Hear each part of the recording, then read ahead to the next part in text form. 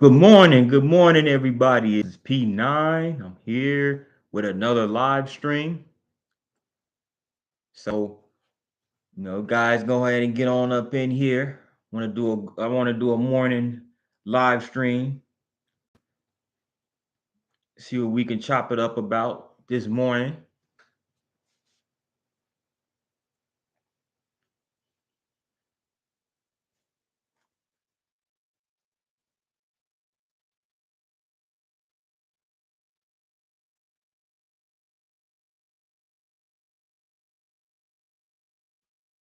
Who all up this morning? It's a little after 8 o'clock my time here in Alabama. What time is it where y'all at?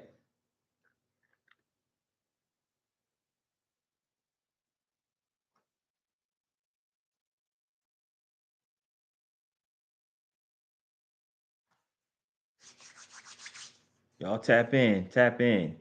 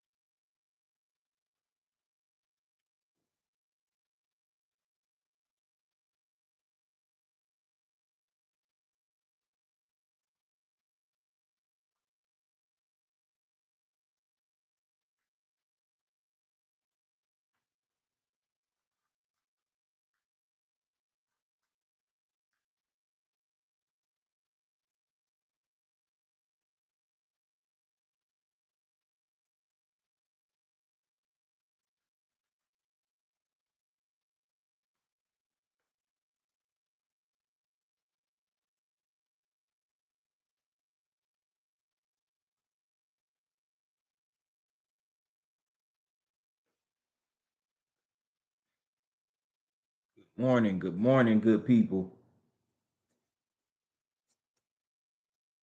Just want to get on here and chop it up with you guys this morning. And once you come on in to the live stream, make sure you hit that like button. The more likes, the better.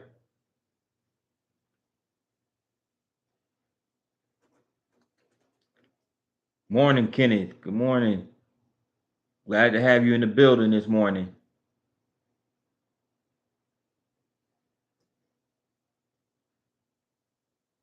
Just thought I'd get on here and do a morning stream. It's 2 days in a row I done a live stream, so that's pretty good.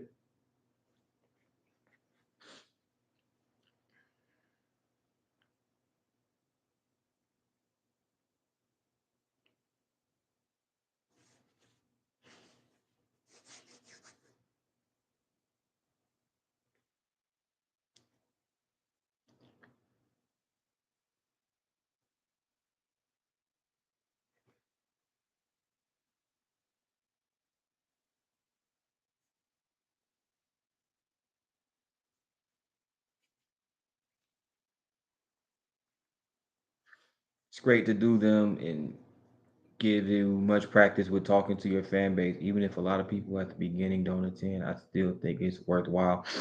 Yeah, Absolutely, absolutely. It just gives me, yeah, absolutely. Because just gives me much practice. Absolutely.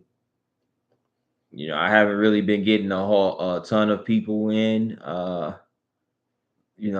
Few people every now and then, but it's definitely worth it though, because at least it gives me a chance to get used to it, because I'm still getting used to it. Even though I have a few of them under my belt, I'm still getting used to this live streaming thing, because prior to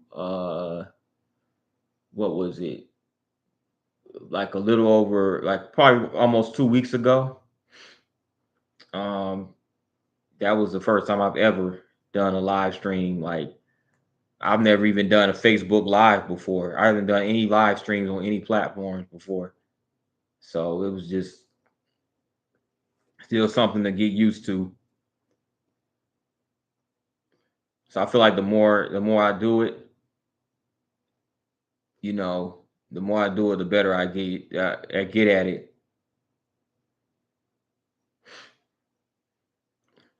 Don't think about the number. Absolutely, yeah.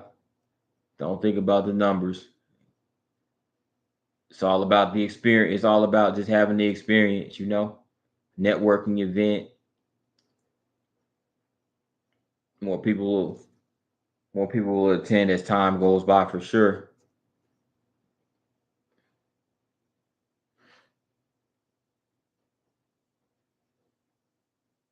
I actually kind of enjoy having a small crowd though.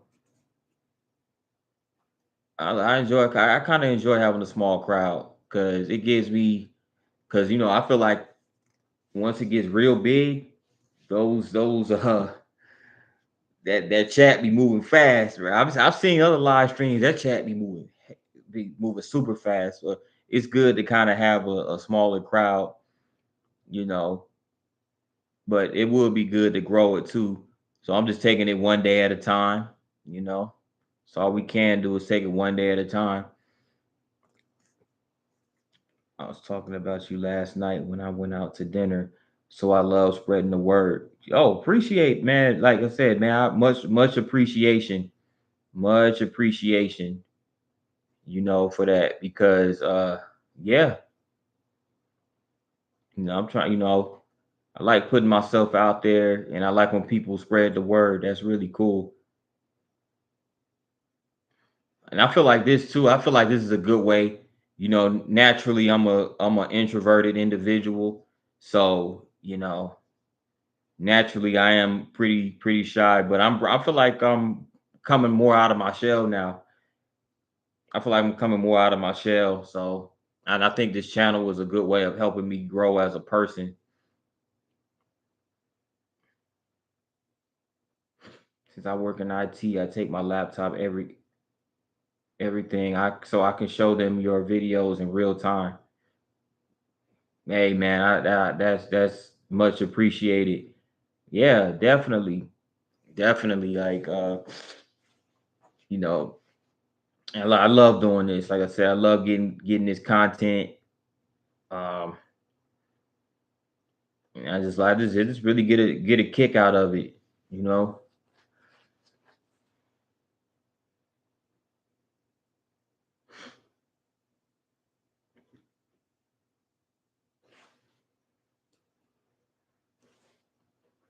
I found that introverts are the most fun when they finally open up.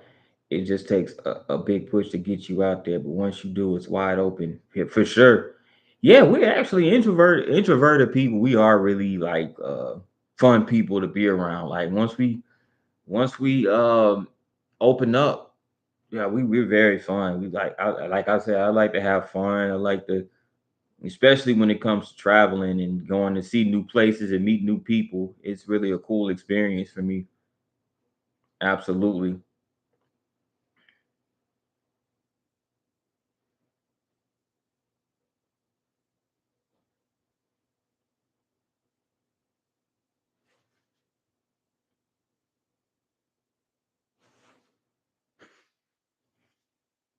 I met a lot of cool people in person.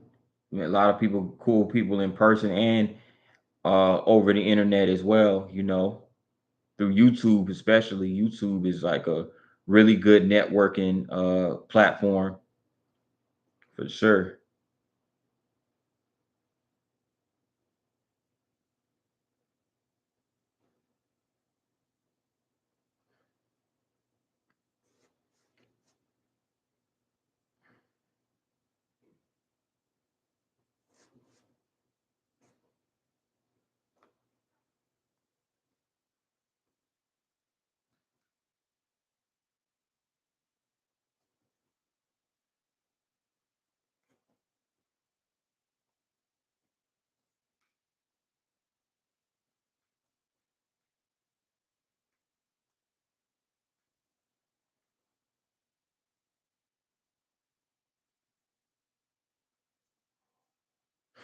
Yeah, that's what I want to do. I definitely want to like run. I want to meet. I want to network with people um that can help me. As far as getting my name out there. And yeah, networking is really cool.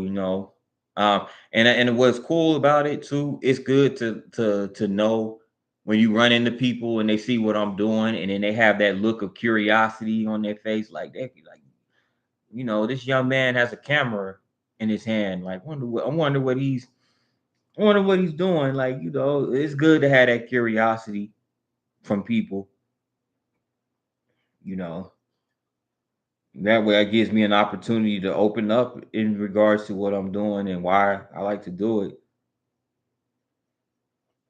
And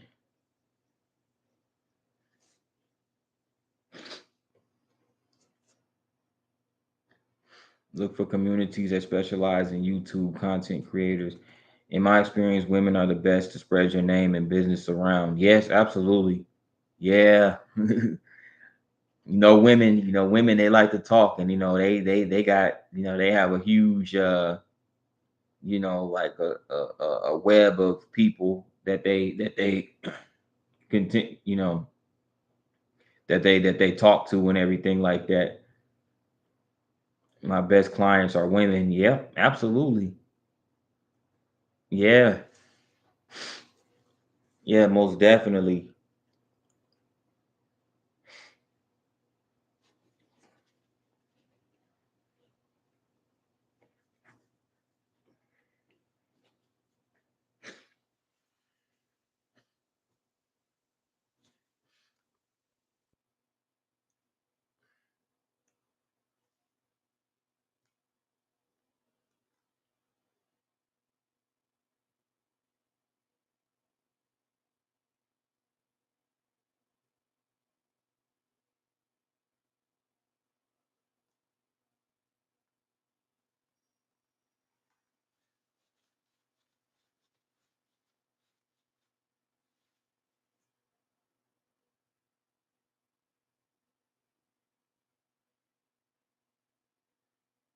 I also find that when you have days off, you need to go out to social events to talk about your business. Going to places like bars and restaurants, when you strike up conversations, give you a chance to talk about your business. You should also be talking about your business at the very beginning where you are.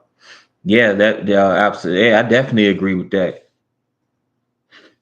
The more social events I go to, and in that way, I could gives me more of an opportunity to be more conversational and to tell people what I do.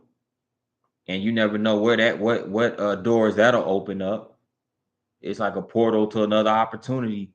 So yeah, I could definitely dig that.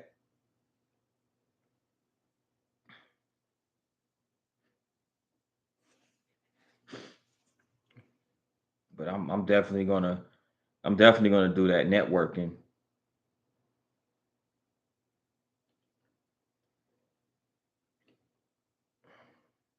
My local chamber of commerce has networking after dark events that I go to all the time. Okay, okay. Yeah, absolutely. Yeah, local events like those are like the best ones to go to. I like going like what I'm gonna start doing is just checking out some local events and just going to them and just put myself out there more because uh those are really good networking opportunities. Um and I heard those conventions, like sometimes when they have those conventions at those convention centers, those expos and stuff like that, I heard those are pretty good networking, like networking events as well. Like those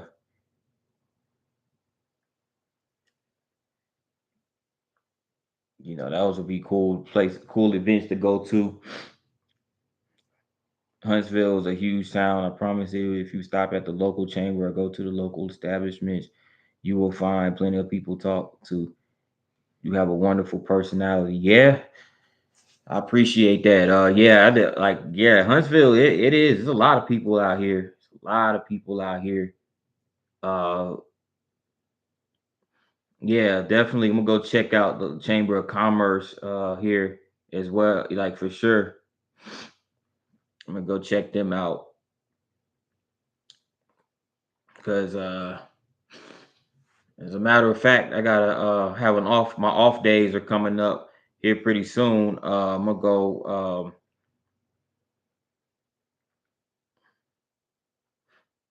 I'm gonna go check them out. Like on Wednesday and Thursday, I'm on off days. So I'm gonna go check them out. And I'm gonna let you know because and also local establishments. Absolutely, absolutely.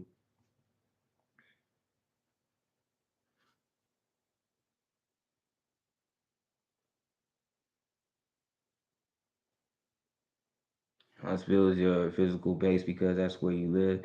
From there, you can broaden out as you see it. Yeah, for sure. Most definitely, man.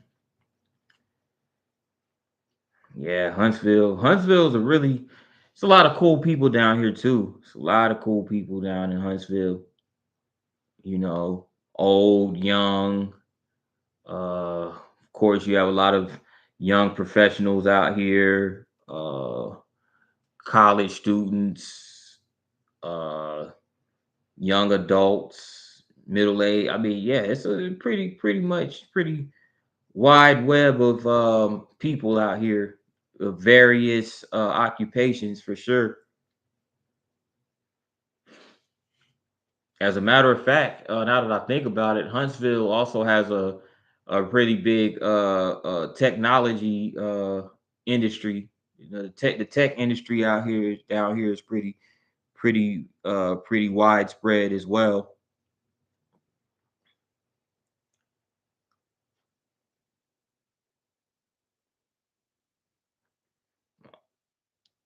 I looked at Huntsville because it's used for IT jobs, but I quickly switched over to the Mississippi Delta because the people were more sweet and kind, lower cost of living too, for sure. Oh, absolutely. Absolutely. Because, one thing about it, Huntsville is Huntsville's a big city. It's a huge city, but one thing about Huntsville, it's like the population has exploded like over the course of the past years and the past few years. And the interesting thing about Huntsville is that if like I've seen the city change so much over the past few years, and it's pretty much it used to be Huntsville used to have kind of like a small town, small city vibe, but now it's basically becoming a cosmopolitan. Like it's virtually becoming like a mini Atlanta, mini Charlotte, and that's kind of like that's scary because with all these people moving out here, this influx of population is causing a lot of like you said, yeah, the prices are going up like crazy. You know, shoot. It used to be in Huntsville. I'm gonna tell you something. Huntsville used to be like very affordable back in the early from like the early 2000s to about at least maybe 2014, 2015. um you used to be able to get an apartment in Huntsville for like a one bedroom used to be like $500-600, for anywhere between $400 to $600 in a decent area, in a pretty calm area. Now it's the prices are triple. you know then they're building so many every time, like they're building so many new apartments and housing units and developments. You have a lot of them that building out in the bedroom communities like Owens Crossroads. Owens Crossroads is getting a lot of buildings. Uh, you also have Madison. Madison is exploding. You know, and you have right here in the city, you have Mid City. Mid City is where Madison Square Mall used to be at.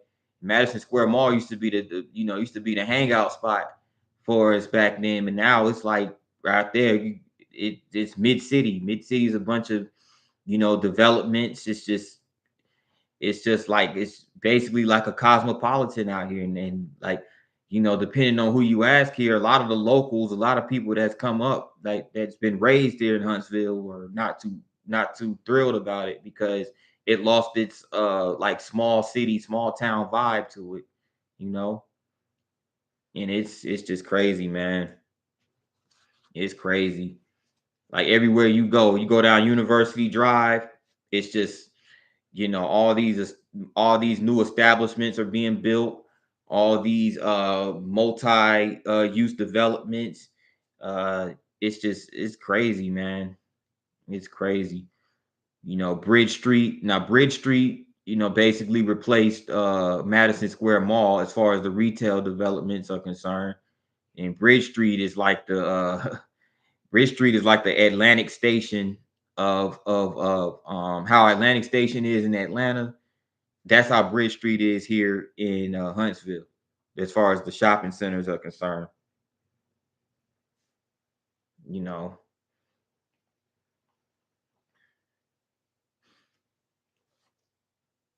I told you about South Carolina. This state has exploded because of the influx of new people. Everyone is coming here and it's ruining the low cost of living and quality of life.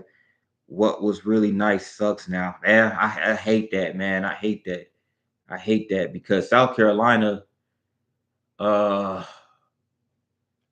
I've noticed that too. I've noticed in South Carolina, it's just like because I've been to South Carolina. The last time I went to South Carolina was like back in May, but prior to that, uh, I would like travel through South Carolina, like when I would drive from Atlanta to up to Washington D.C. area, Maryland, and all that, and I would pass through South Carolina back then, and it was like whether you would get off the highway, you get off 85, and you stop in some of these like mid-sized cities like Greenville, Spartanburg, and it really wasn't that crowded. Now, like recently, like it's traffic out there now. I'm like, it's a lot of traffic. It's crazy. It's crazy, man. And it's and wow, I didn't know Peter Santanello was down here in Huntsville too. Oh, I gotta check that. I gotta see that video. I gotta see that video. Peter Santanello is really good. I love his commentary. I love his channel. I gotta see that Huntsville video though. Yeah, Huntsville. Yeah, it's destroyed. It really has destroyed the makeup of the city. And in Huntsville's traffic too. It's crazy. It's a lot of traffic here. You think about all the major corridors, like you have University Drive, you have north side of Huntsville, you have Madison. All of these places are just like it's just everywhere you go is traffic. It is like that God forbid we turn into an Atlanta. Like Huntsville is a mini Atlanta now as far as the massive population increase. And every time I look around that building, they're adding to the highways. 565, they're doing construction on 565 right now. trying to widen the lanes. They're adding new exit ramps. It's just crazy, bro. Yeah, we're okay. Roger in the building. What's going on, Roger? Yeah.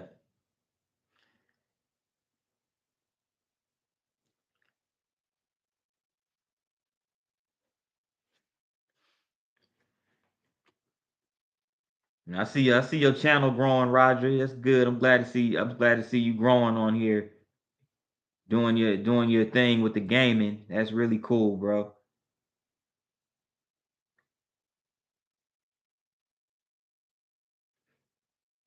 Peter talked to locals at bar establishment, and you can see how the locals are upset. Yes. And yeah, it's bad, man. It's bad. It's bad. You know, um, but a lot of people, some people didn't see it coming, but some people didn't see it coming, but you had some that kind of saw it coming, due in large part because of the Space and Rocket Center being here. And and then of course, you have the universities here. Um, yeah, some people saw it, did pretty much kind of see it, but they just didn't think the city was going to explode the way it is now. Like they didn't think it was going to we're going to experience this massive population growth, but it's just the market down here, the especially with the technology, technology jobs, that's the biggest part of the economy. And then healthcare jobs are real big down here. We have like the biggest hospital and the largest hospital in the state. So it's like, and then when you look at it, Huntsville has the best public schools in the whole state of Alabama. So you got a lot of families moving down here. It's just, yeah, man, it's just, you know,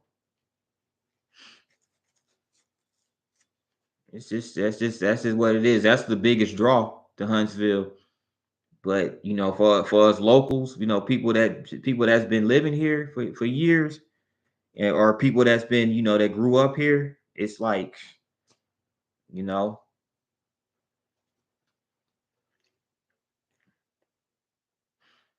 yeah, anytime, Roger, anytime, man. I hope you're having a great day as well. I hope you're having a great day as well, man. Mine is off to a pretty good start. You know, to be able to invest in real estate, homes need to be affordable to buy for the average person. When a house costs $300,000 to purchase, I'll never make enough rent money to pay that off. Right. That's the thing, man.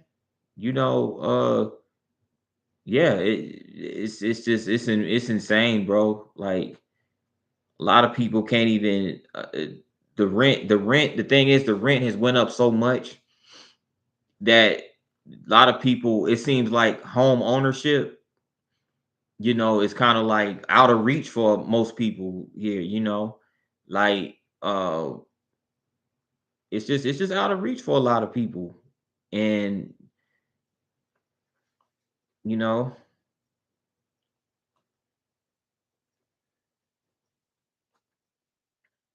and then you have some people that are renting, they're having to downsize to like smaller apartments or studios because the rent, like it what used to be like, for instance, one bedroom apartments, 1 to 2 bedroom apartments back in the day was like anywhere between 400 to 800 on the high end, and that's for a 2 bedroom apartment in a decent area of the city, like a nice part, pretty good, nice part of the city. You can get 200. Excuse me, you can get a 2 bedroom apartment at $800. Them days are long gone now. Now, $800 here can barely get you a studio, and that's sad because a lot of these people were potential homeowners, and it's like, with this massive influx of population, you know, but Mississippi is a good investment because Mississippi is, $50,000, absolutely, man. That can get you it can get you far down there, you know. It can get you far. And that's why I like looking at places to invest. I like looking at places like that really aren't like really high on population, you know, y- that's just pretty moderately, populated areas, because those are the most affordable places to go to live, you know.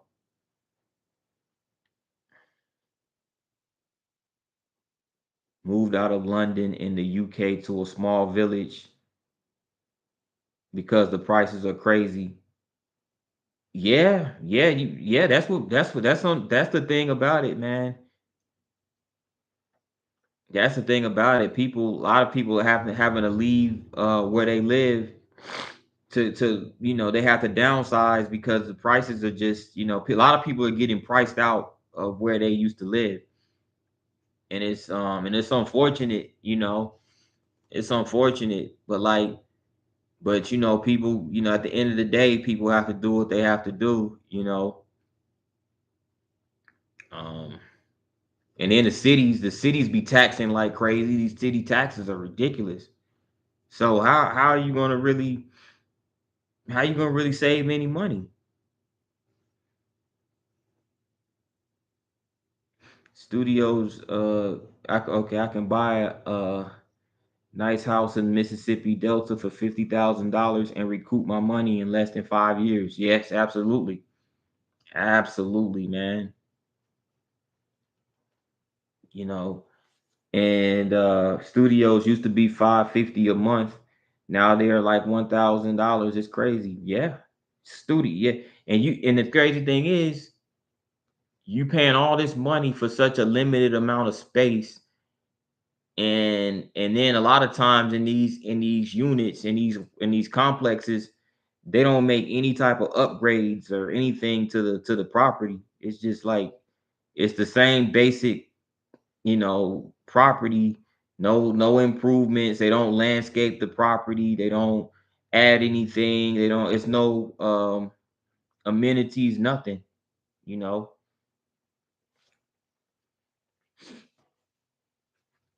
All right, then we'll talk later, Roger. Appreciate you for tapping in. Thanks for stopping by this morning. You have yourself a good day today. Absolutely. But yeah, studios used to be 550 a month. Yeah. Yeah, man. It's crazy, man. These everything is just ridiculously high. And these cities, man, you know, it's like this, to each its own. But these cities, man, they're really overrated a lot of times. They're really super overrated. Like, I just, overrated and overpriced. Overrated and overpriced.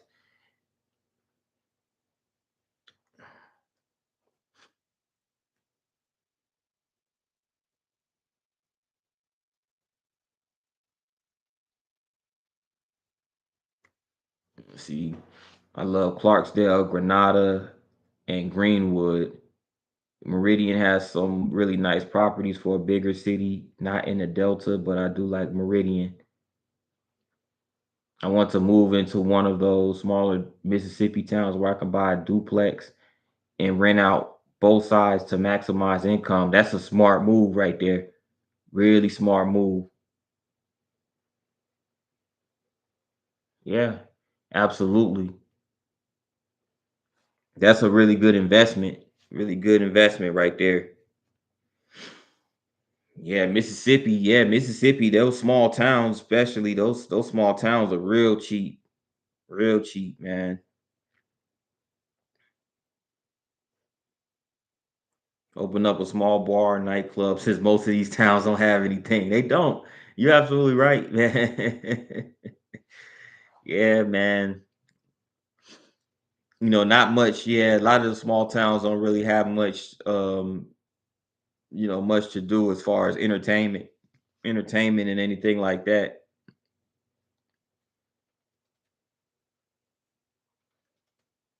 But yeah, And it's crazy because Alabama, Alabama is still for the most part relatively affordable in some parts of the state. Like, but it's outside of the but they're mostly outside of the big cities. Like Huntsville. Huntsville ain't is not really affordable like that anymore. Tuscaloosa is going up, Tuscaloosa, Alabama, that used to be very affordable. Um, yeah, in Birmingham, even Birmingham is went up a little bit. They're not as expensive as Huntsville, but Birmingham and then Birmingham's crime rate is off the chain. So nobody really wants to move there like that. It unless they nobody wants to move to Birmingham. And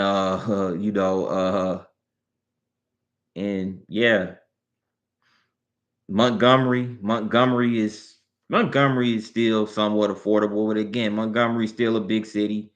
uh you know it's still a big city, so they still kind of have crime. Now Montgomery is not as Montgomery that got worse. It did.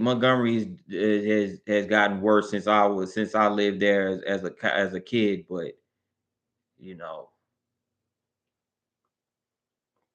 Alabama does have some reasonable parts like Selma. But I just have this thing about Mississippi. It just seems like to me when I check online properties, Mississippi, absolutely, absolutely, man. Like, yeah, Mississippi got some really good properties, man. You know, I might look into it myself, to be honest. Shoot, I might look into it myself because your money definitely goes a lot further out there for sure.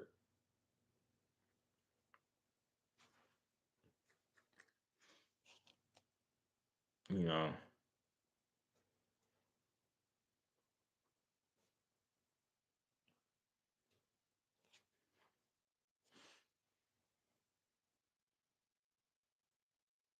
and of course, Mississippi has some really good food, really good food. I've ate at some really good restaurants out there. People are cool. You know,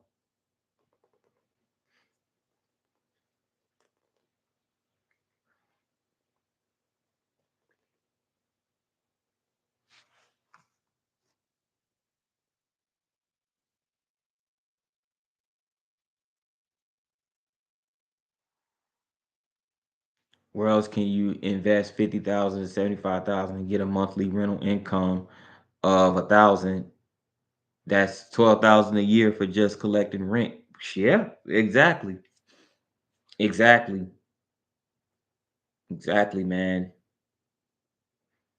That's a like I said, it's really I feel like real estate investment is probably some of the best investments you can make, because I feel like you definitely get a return on that investment, and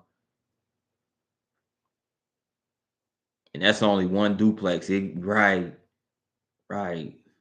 Yeah. Yeah, it's definitely a good investment, but wow, you can't do that in South Carolina.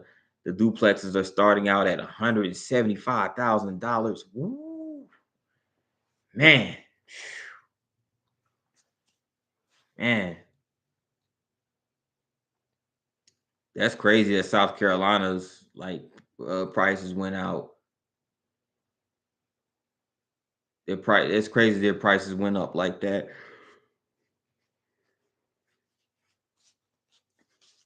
Yeah, I can only imagine how it is in North Carolina. I know North Carolina is crazy high too.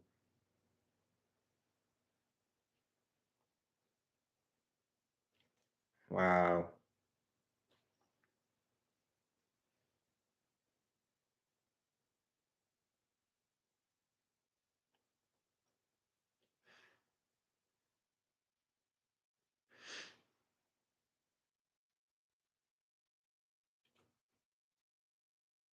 I'm on the coast. There are some small places on the very center of the state, but it's very limited. North Carolina is more expensive than South Carolina. Yeah, I can imagine, man. I can imagine. I know South Carolina prices going up like that. I can imagine North Carolina has got to be just off the chain. And then North Carolina is another one of those states where a lot of people flock to, especially New Yorkers and Californians. Yeah, you know, they coming down from everywhere. Like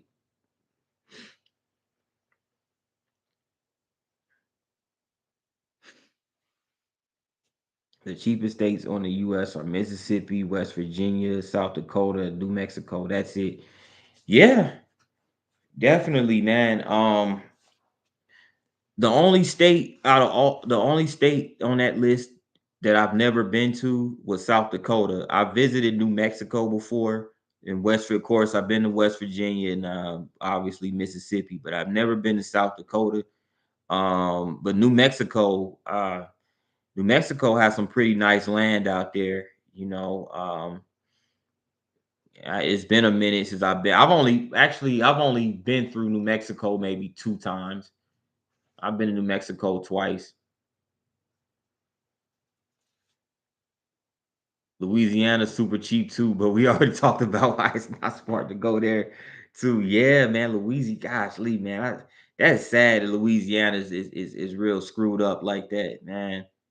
That's messed up, man. That's messed up because, like I said, man, it has some pretty nice land down there, but it's just that it's just too much. It's just real corrupt, you know.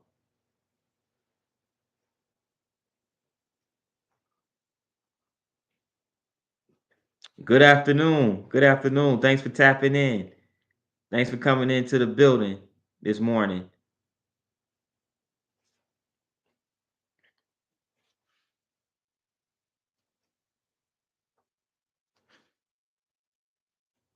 How are you today?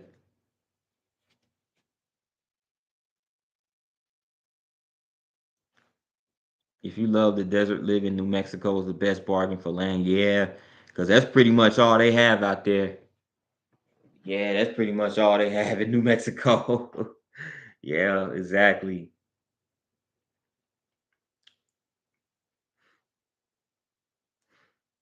I've been to a couple cities in New Mexico. I've been to Albuquerque.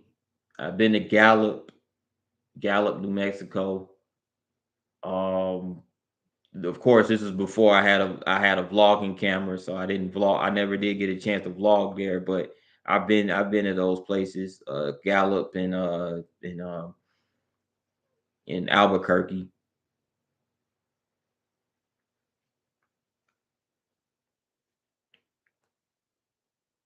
Hey, I'm doing pretty good myself. I can't complain. I'm here and just taking things one day at a time, trying to grow to just trying to be a better person than I was the day before.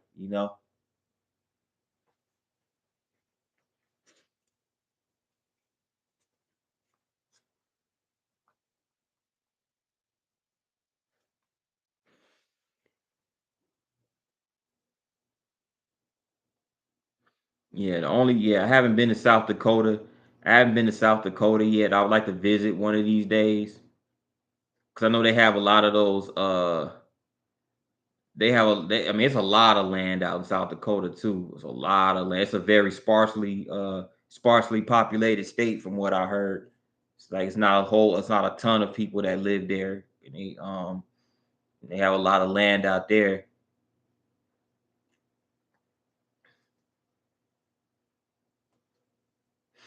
I know a lot of the Indian. I think there's some Indian reservations out there as well.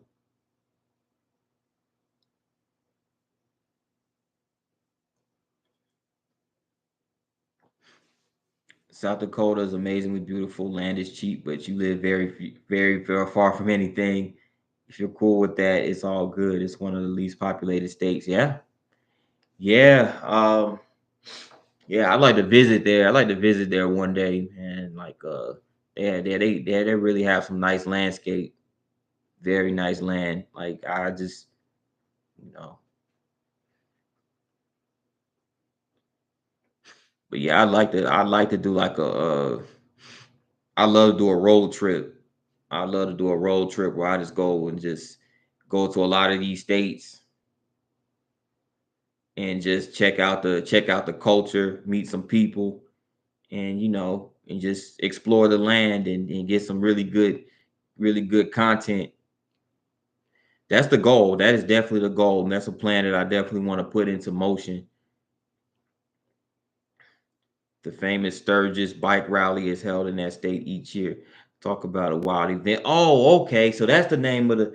I was talking to one of my coworkers about, we was trying to figure out what city that was that had that bike event, and yeah, he said it was in South Dakota too. We just couldn't think of the name of the city, but it's in Sturgis. Okay, okay. That's the name of it. That's the name. Wow, it's a wild event. I could only imagine. I could only imagine.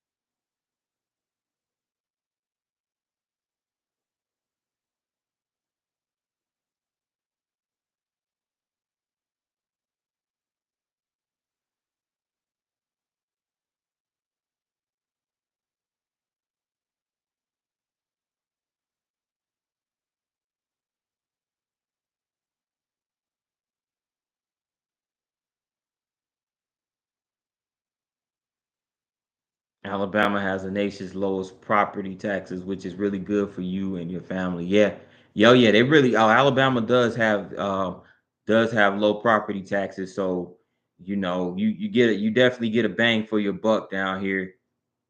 For as far as you know owning a home, and a lot of these houses too. No, a lot of these houses too down in Alabama, they have they're very spacious. Have a lot of you get a pretty uh you definitely get a big yard, a big a lot of space in the backyard, a lot of space to maneuver in the house. You definitely get your money's worth here, that's for sure. Like my parents, matter of fact, my parents just bought a home out in Montgomery. They bought a home for like, I think they got a real good deal on it. They got, like, I think they sold it for, I think they bought oh excuse me, they bought it for like 100, and I think maybe 145, 150K. And it's a big house too. It's a really big house. It's an older home. I think it was built like in the 1940s. But whoever architected and built that house, they did a really good job as far as the materials they use on the home. It just needed, they just they just needed to do some work on it, and they did. They put a new shower in the bathroom. They did some, they swapped out the flooring. I mean, for that price, I mean, it was worth it. I mean, that's a good deal. You know, but Shoo, man, that $15,000 a year.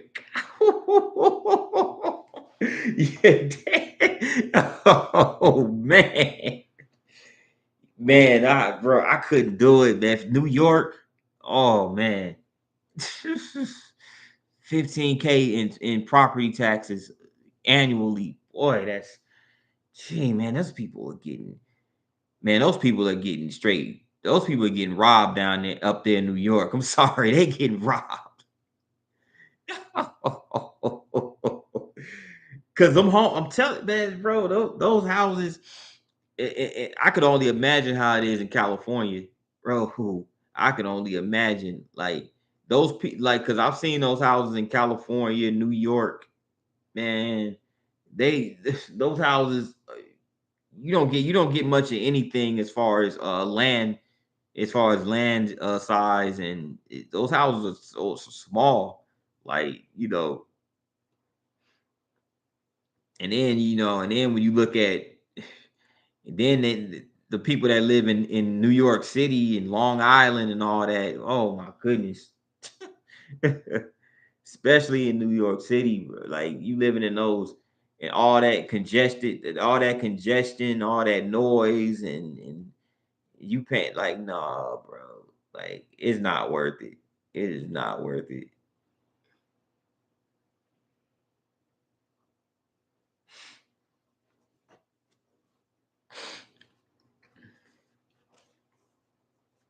Mm-mm.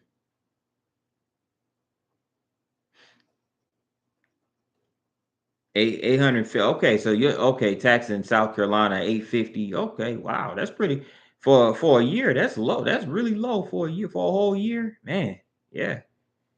Like I said, you get more and you get more house. You get more bang for your buck. You get more bang for your buck. But yeah, no wonder, guys, Lee, no wonder so many New Yorkers move down south. Like, bro, like either they move down south or they move to the Midwest or somewhere where it's much cheaper. Cause my goodness, man, and up north, up north, and like on the West Coast, man, I couldn't do it, bro. No way. Mm-mm.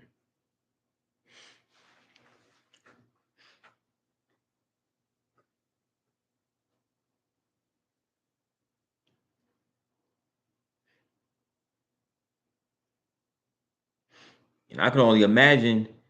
I can only imagine people living. You living up, say, like in upstate New York, like Buffalo or Rochester, man, where it's really cold in the winter. They got real cold winters. They got a lot of crime, and you paying all that, and you have a home out there, and you paying all that money to own a like that. Don't make any sense, hey, bro. That's you getting ripped off, man. Man, that's crazy. That's crazy. Mm-mm. I couldn't afford to live up north with property taxes like that. When I left, my tax bill was $8,500, and that was still too high. Gosh dang, man. I just couldn't imagine, bro. That's crazy.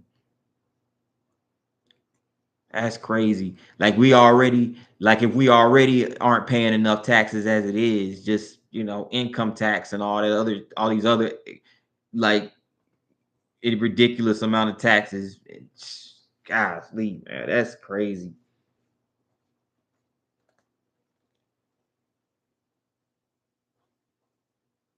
Mm, mm, mm, mm. Yeah.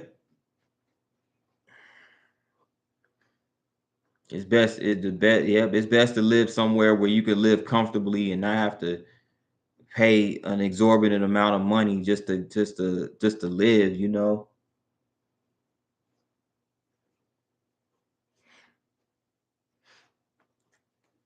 And it's crazy when I was a kid, when I was young, like a kid, like a young, they used to always put New York like on a pedestal, like, oh, New York is the place to be and all this other stuff, man. Man, they used to, and as a kid, I believed it. Like I believed it. I'm like, man, I'm tired of being down south, man. It's boring down here, down south, man. I want to go to New York. That's what I was thinking when I was young. Everything's up in New York. It's all glitz and glamour and blah. Man, all that stuff is man, all that stuff is just smoke and mirrors, man. I didn't realize, them folks up there, man, them people out there struggling. They were marketing and selling that place like it was just the best thing since sliced bread. But nah, man. Mm-mm. Now I have a better appreciation of being in the South, living in the South now, as an adult. But I'm not giving my local government 8,500, 15,000. Yeah, exactly. That's crazy. $15,000. I could buy myself something with that money. Yeah. Oh, let me read that comment before that though. It says people don't understand that when they buy a home, even if it's in cash with no mortgage, you have to pay the property tax each year. Right. Yeah. Exactly. Exactly. Yeah, yeah, that's what I'm saying. Like, just because you pay off the house, just because you pay off the house and don't have a mortgage, man, the property taxes, they still gonna collect the property taxes. Like, and if you paying that many 15,000 plus on property taxes on an annual basis, when you think about it, over the course of, let's say, what,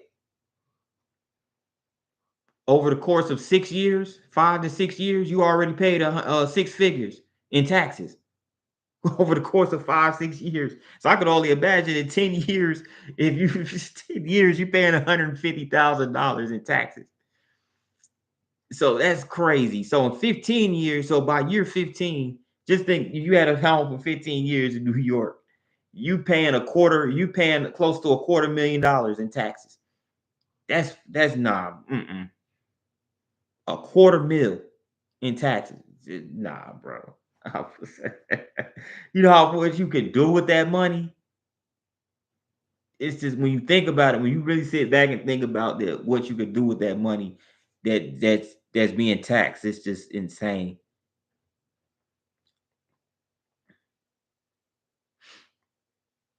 You can buy a 200,000 home in Alabama, and since it's the lowest property taxes in the nation, the property tax bill might be $1,200, maybe 1,000. Yeah, yeah, bro, for real, yeah, man. I'm telling you now, Alabama, a $200,000 house in Alabama, you get like you get a massive amount of land. Like you get a house. It sits on so much land, and you get a big backyard. You get a big front yard, and it's just you get and a lot of times the houses have basements. You get a basement in it. You have so much space. It's insane the amount of space you get for such a little amount of money down here. But for some odd reason, everybody like to go out. They like to go to New York, and they like to go they like to go to Seattle, Washington, and out in California. They want to go live in these places. Like, why? Because the media hypes these places up so much that it's like, bro. But yeah, low property taxes is key when buying property. I won't move to any state with high property taxes. Yep, exactly. Exactly.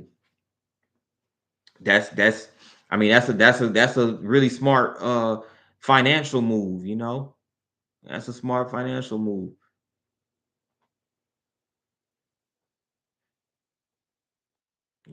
If you could save money any way you can, you definitely take advantage of that for sure.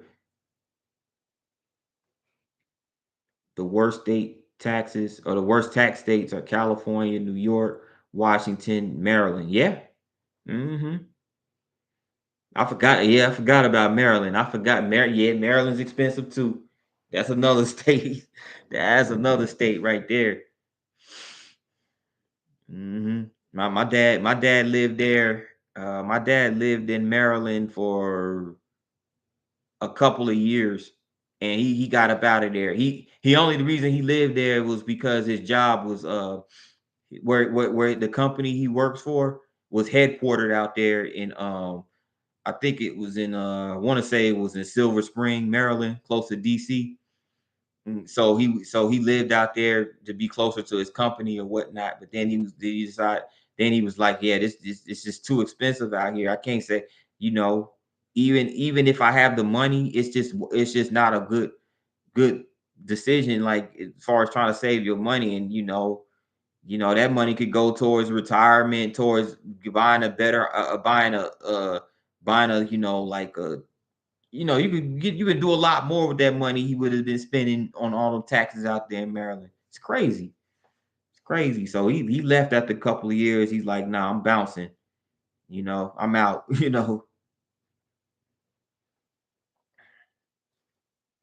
My college roommate back in the day lived in Maryland. He lived near Fort Meade, and his condo property taxes were insane.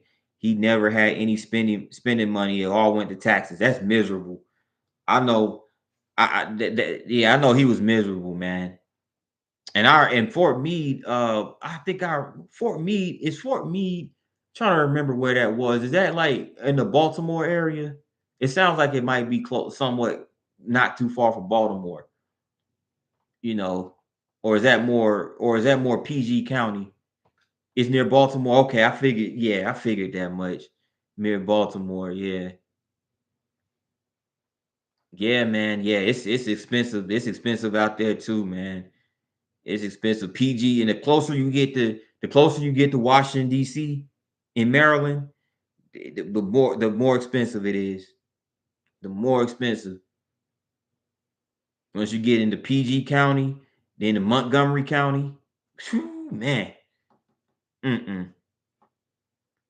They can have it, man. Them folks out, they can have it. To each its own.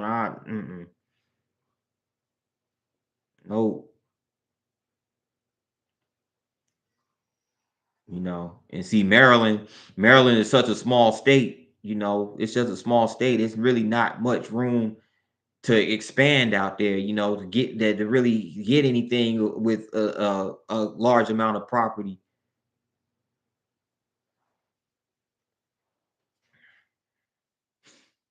It's crazy. The smallest states too. That's funny. It's the smallest states are the most expensive states to live in. It's crazy. Imagine how many people were living in West Virginia and commuting into DC or Maryland and to save on their property taxes. West Virginia's property tax is super low. Absolutely.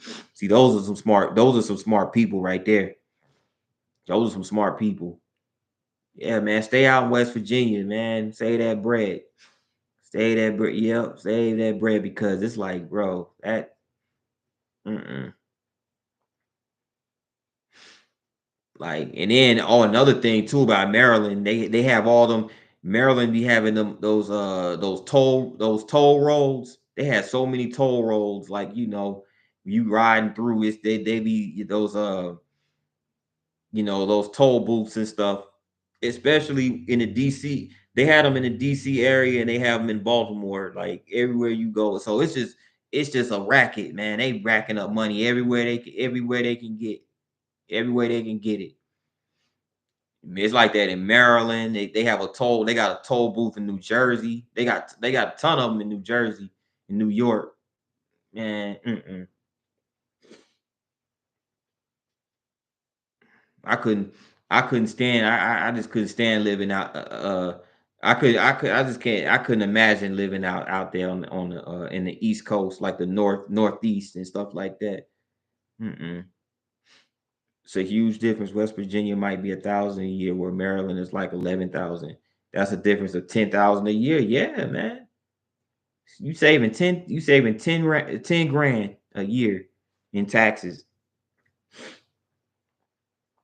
I take West Virginia any day. I will take that West Virginia.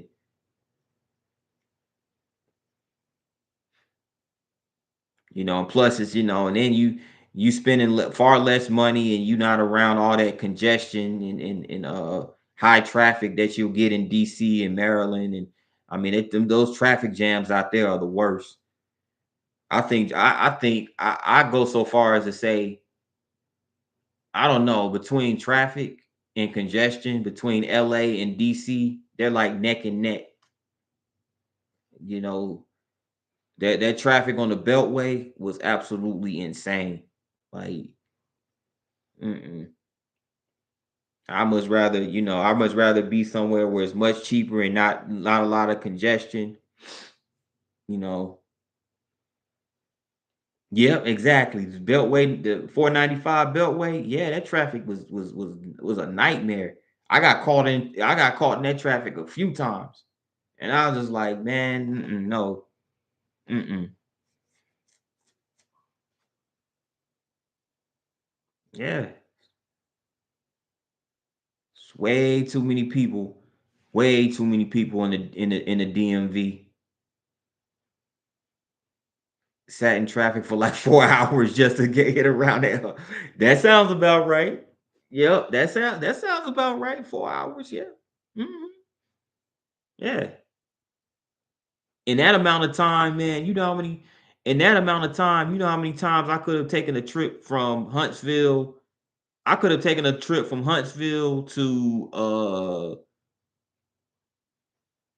I could have taken a trip from Huntsville to, let's say, Nashville.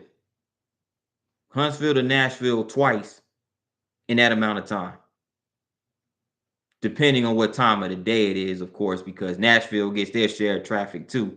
But still 4 hours. Yeah, I could go. I can go so many places from here, from Huntsville to other like places not nearby in 4 hours. In the time wow, that's crazy. Sitting in traffic in DC. Mm-mm.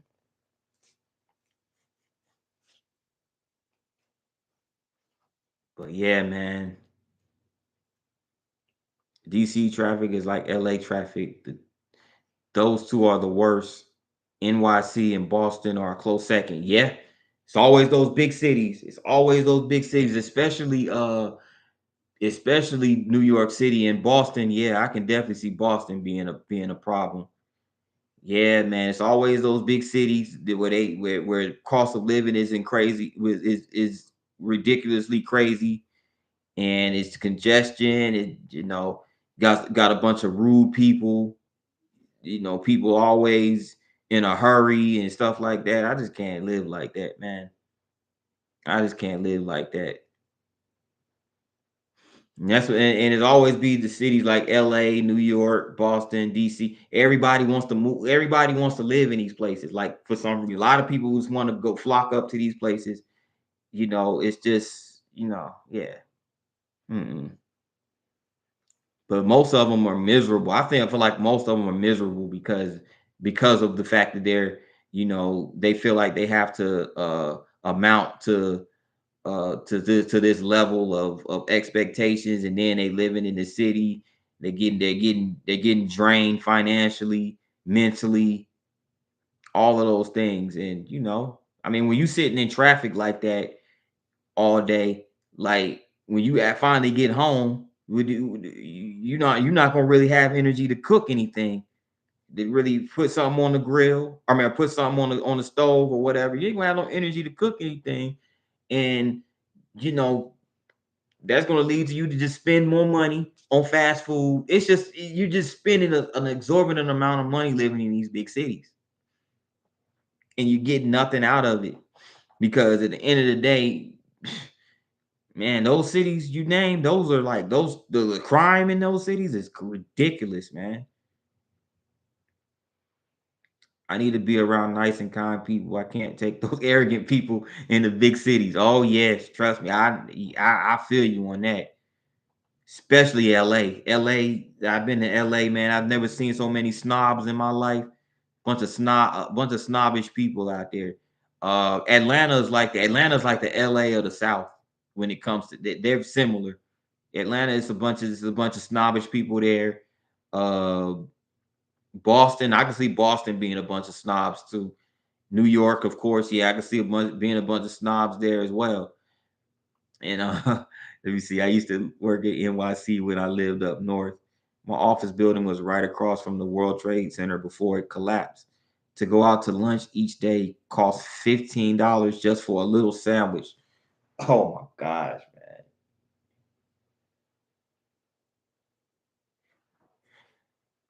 Everyone says NYC has the nicest people. That's BS. They are so rude. Yeah. Heck yeah. Yeah, I don't know what that, I don't know what them folks be. Bro, I went to New York. I promise you, I went to New York. I caught an Amtrak from Jacksonville, Florida to all the way up to Boston. But I had a layover in New York because we had to switch trains in New York. And I had like about a two, I think a 2.5 hour to 3 hour layover in New York. And so I was real hungry too. I was on that Amtrak train all night. I was real hungry. So I was like, you know what? I had enough time to go across the street from Penn Station to this they had this little pizza by the slice joint, because I always heard New York had some really good pizza and stuff like that. And then I was like, especially the ones that serve it by the slice. So I was like, I'm gonna walk right across from Penn Station over here, get me a couple slices and something to drink or whatever. And just from walking across the street, just getting out of Penn Station, trying to go across the street, it was people everywhere, and everybody's just rushing, and people will bump into you, and they won't even say excuse me, nothing. They just running through you. I saw taxi cabs driving on the corner, and like people trying to cross the street, horns honking. It looked like they about to run people over. It was just like, man, this. I don't see how people could live like that. I cannot see how people live in this in something like that every day. No, what? No way, man. No way. Mm-mm. Those people are miserable. A lot of those people are just miserable, man. And like I said, they always hype New York. Oh yeah, New York's the place to be. And you get there, it's just like, man,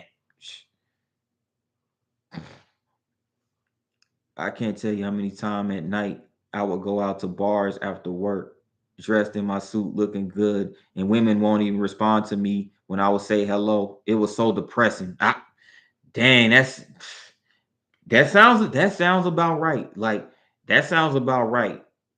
And that's bad, man. That's bad because it the women, yeah, like the women, I can see that. The women in a lot of these cities, in these big cities, you ever notice the women are some of the most bougie, stuck up women. Like they are just absolutely, you know, it's just, yeah.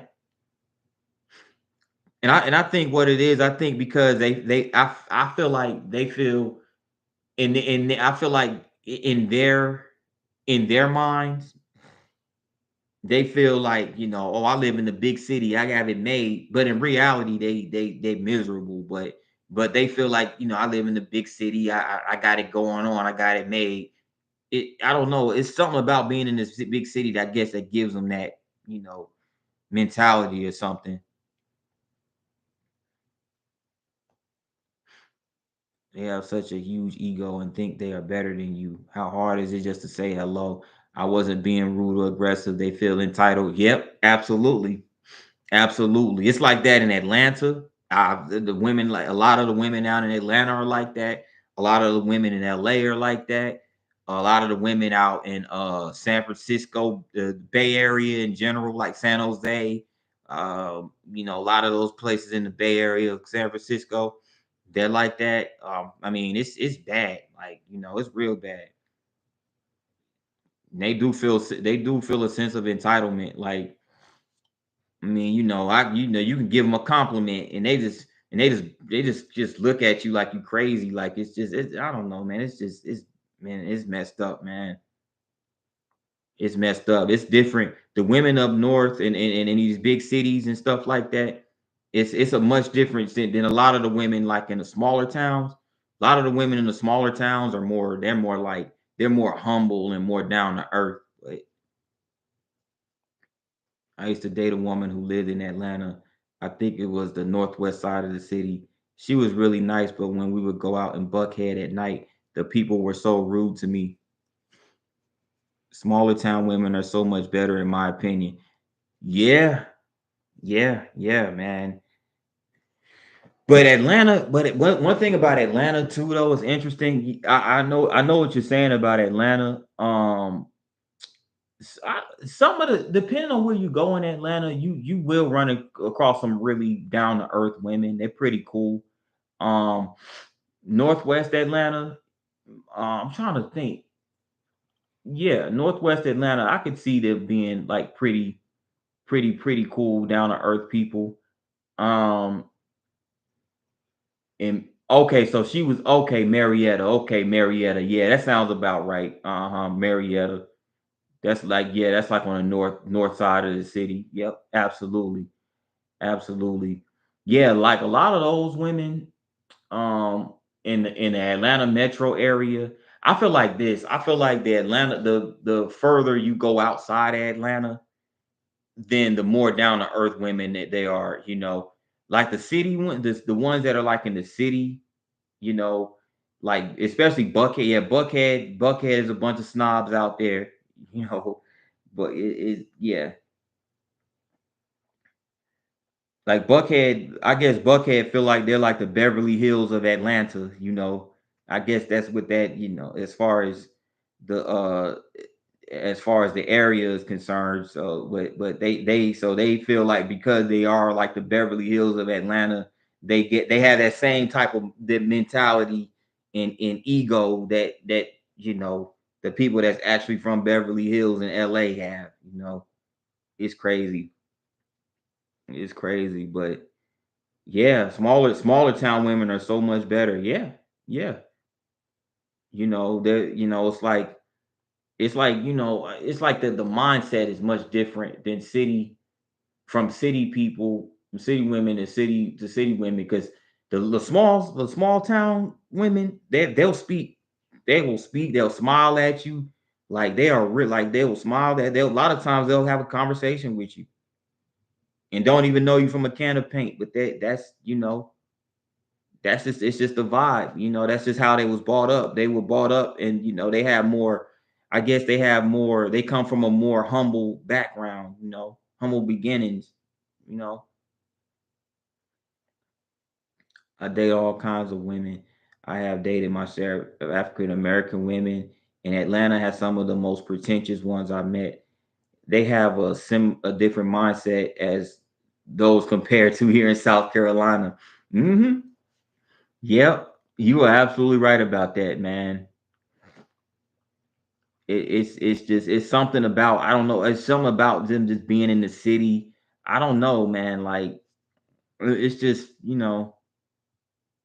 And I heard in Atlanta has as far as the dating market in Atlanta, Atlanta has like they said Atlanta, I can't remember where I read, but I read somewhere Atlanta is like one of the worst dating markets in the country right now.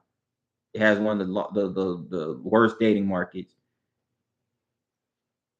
and I can definitely see that being an issue because it's the mindset of a lot of those women, and it's like, and another thing is, I feel like a lot of them too be trying to compete with other people for, to compete over the like the most petty and most trivial things, like, who has the best cars and who wears the best outfits, and yeah, yeah, man. It's like, I that's why, like, I'm glad I left Atlanta. I'm glad I left Atlanta. You know, um, it's just it's. I'm glad I left Atlanta and came back to Alabama, because Alabama, like, it's rare. It's rare that you'll find women like that in Alabama, like that are stuck up, and and all, like, all that type of stuff.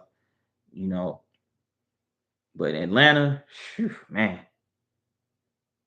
all they care about is how much money you have. It's crazy. Yep, that's it. That's it. They don't, it's not about, with a lot of them women, it's not about personality. Oh, you have a good head on your shoulder. They don't look at that. They don't look at those things at first. They are, only thing they worried about is is your bank account. That's the first thing, and it's like, it's so annoying. It's so annoying, man. They don't care about your intellect, and your like other things that are very important, as in regards to what a man, the characteristics of a man. They don't care about those things. The only thing they care about are the most superficial things, which is the money. Like, it's crazy, man. It's crazy.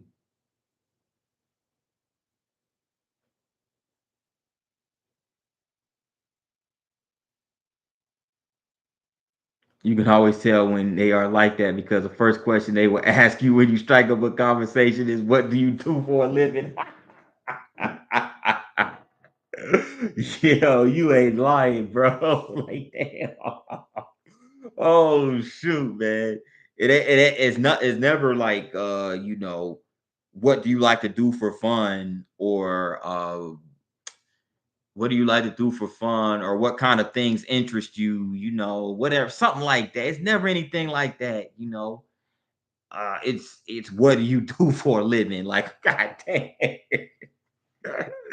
It's like, uh-oh, there's a red flag right there. Like, that's a red flag off the rip. Like, they already trying to see what's in your bank account right off the rip. You already see, we see, we can detect those type of things when they ask that question.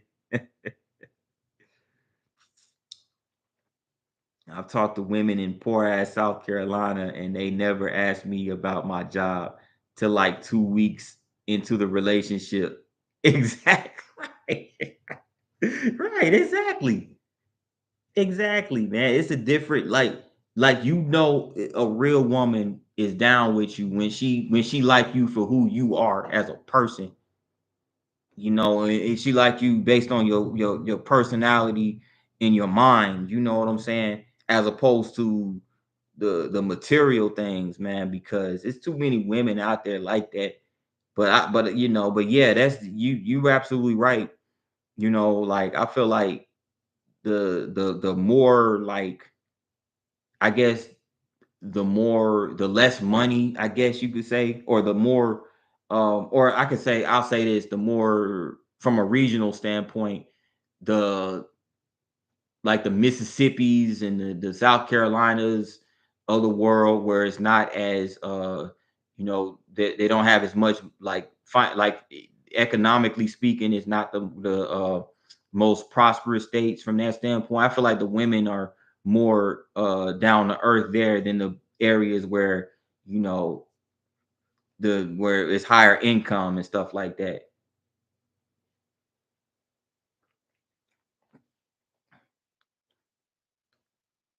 That's why I really like Mississippi and Alabama, because a lot of those women outside the cities aren't brought up to be gold diggers. They are more humble and appreciate their time with you. Absolutely. Absolutely. Absolutely, man. Only thing they care about, like, the thing is, only thing they care about is that you treat them right. You treat them right, and you see you guys are on the same page, and you see eye to eye, and you know what I'm saying, and you bring things to the table that goes beyond just money. Just money. You just bring things that, money. You know what I'm saying. Money can't buy integrity. Money can't buy character. You know what I'm saying? Things that just you automatically have. You just have it. It's just naturally within you. Like, like women like that just appreciate those things. Like, those are the type of women that I appreciate the most. Like,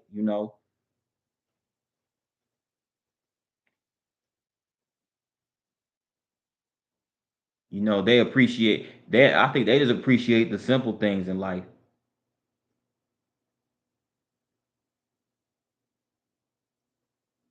There's so many people moving to South Carolina. Most of the women here are from the north. It's hard to find a true native here on the coast. Wow. Wow. Yeah. And that's the thing too. You have a lot of these people coming from out of state, and especially coming from up north, and they coming in, and it pretty much, and it changes the whole dynamic of the city, because it's like, now you have these outsiders coming in, and then you always have those ones that come. I remember this. I remember this because when I was a kid, we had so many New Yorkers, native New Yorkers. They'll come down to the South, and they will always talk about, yeah, we was in New York. This is how X, Y, and Z, New York, New York, New York, New York, and they was always criticized, what we had going on down south. And it's like, man, you down here, you down south now. You got to get this is the culture down south, man. Like, this ain't New York. We a lot more slow. we're a lot more slower paced, and more laid back down here. We not, it's a different mindset down here. Maybe I only find one or two natives out of 50. That's the crazy thing about it too, man. It's like, it's rare to find people that was born and raised there anymore. Like that's crazy.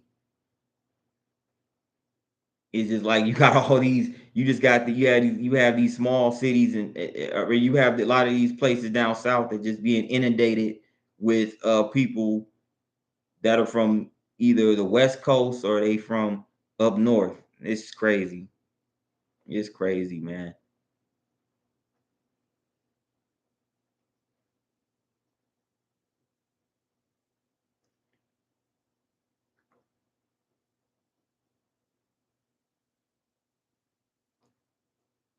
They're all from New York, Massachusetts, Vermont, Maryland. Man, yeah, bro. I've been to now of course I've been to New York, never been to Vermont, but of course I used to, my pops used to live in Maryland, so I'm familiar with Maryland. Massachusetts, I've been to Massachusetts once when I went to Boston, and it's just like, man, Boston, and it's so many, man. A lot of them, you up there with all them those Ivy Leaguers, those people from those Ivy League people. A lot of those, because when I went there, that's what all I really saw. Of course, I saw the locals, but I saw like a lot of people from like the MIT and what is it, Harvard. So it's a yeah, and then just the people in general there were just different. And it's just like, it's just, you know, yeah,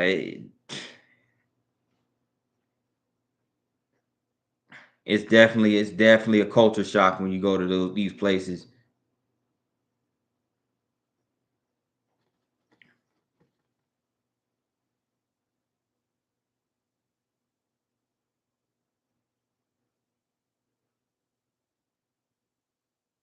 The most humble state in New England was probably Rhode Island. The smallest state is probably the most humble of that region, but it's nothing like Southern women. Yeah, yeah, yeah. I'm trying to think.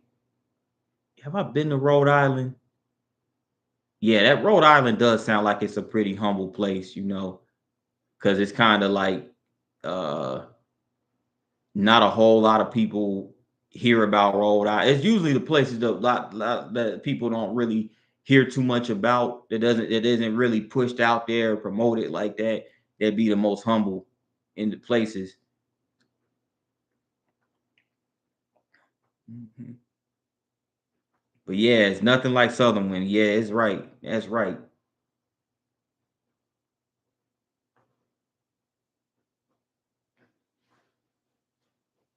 They don't have all the snobby people like you mentioned in Boston from all the Ivy League colleges. Yeah, exactly. And that's another city I will speak, I will speak to women. They look at me like I'm crazy, and I have my, I have my, they look at me like, oh, this, you got that little, they probably look at me like, oh, you got that southern accent, you from down south, you on them, they yeah, they were looking at me like I was crazy. Like I was some alien or something. Just like, and I say, hey, how y'all doing? Southern accent and all. They looked at me like, just like, man, But down south, man, these women down south will go like the extra mile to make sure you good. Like if you, they'll cook you a meal, they'll cook you a nice meal, and with no hesitation. It don't matter if it's breakfast, lunch, or dinner. They be up in that kitchen whip you up something nice. You good, babe. You good, baby. You want some more, something like that. That's how it is down south, bro. Like women, they'll treat you right. They will treat you right. And don't and that's what I'm saying. When I went to college back in the 1990s, my college was about 20,000 students large, which back then was a big school. I can't remember meeting one person from Alabama or Mississippi on campus. Wow. Wow. Yeah. Dang, that's a trip, man. Yeah. And some of those colleges too, man. So you got some people that are just real, they're real cliquish, man. They're real cliquish, and they're just like, if they feel like if they're they feel like they're better than certain people from other parts of the country, like they just that's how I interpret things anyway. I look at certain people, they just think I feel like they're so cliquish, they be like, oh, they from over here, we better than them. Like, bro, get out of here.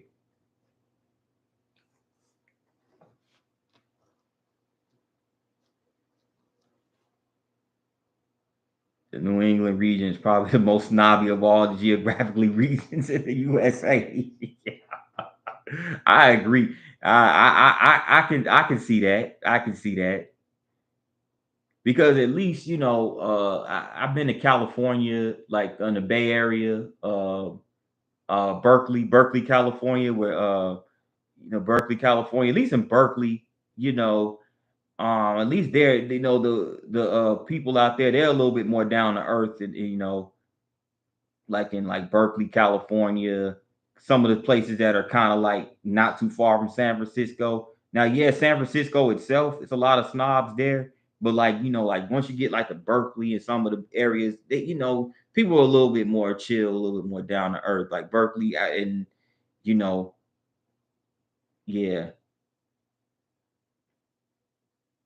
but California has parts within the state, but not the whole state or region. Like New England, yeah, like New England, like in New England, it's across the board. Like it's just that's been my experience being there. In California, you just you kind of it just depends on where you at in Cali, basically. LA definitely snobs. LA for sure, like snobs. San Francisco snobs. San Jose, the Silicon Valley, bunch of snobs. But in some parts of Cali though, you get some real cool people, like um, especially in the Bay Area. You know, you go places like Vallejo. Vallejo's pretty cool. There's some cool people in Vallejo. Um, Sacramento got some pretty cool people. They down to earth there.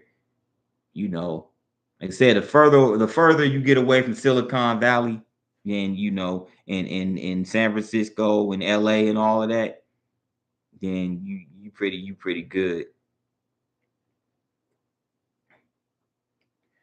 I lived my whole life in New England till my 30s. When I moved to South Carolina, I will never go back to New England for the snobby people or insane property taxes. Yeah, I have a coworker who's from Massachusetts. Yeah, he calls it Taxachusetts. I was like, bro, damn. I was like, I call it Taxachusetts because they be taxing the crap out of their residents, man, and visitors too. Any visitors that come over there, you stay in a hotel, you buy like yeah, they tax the crap out of people out there. Taxachusetts. I was like, God dang, man.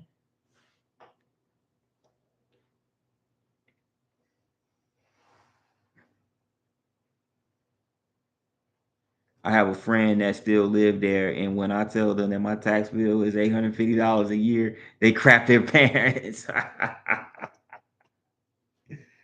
Oh man. Meanwhile, they paying like multiple that like tens over probably over 15, 20,000, somewhere between 15, 20K. Somewhere up in there. They're paying something like 12,000. Dang, man. See, man, if I were them, I get it. I get it. I know some people they just so connected to certain places that they just feel like they don't want to leave. But I don't give a crap about none of that, bro. If I'm paying $12,000 in taxes a year, I don't care if I grew up in that place. I don't care. Like, I'm bouncing, bro. No way. I don't care about that. Like at that point, man, all that stuff go out the window for me, bro. Like, I'm sorry.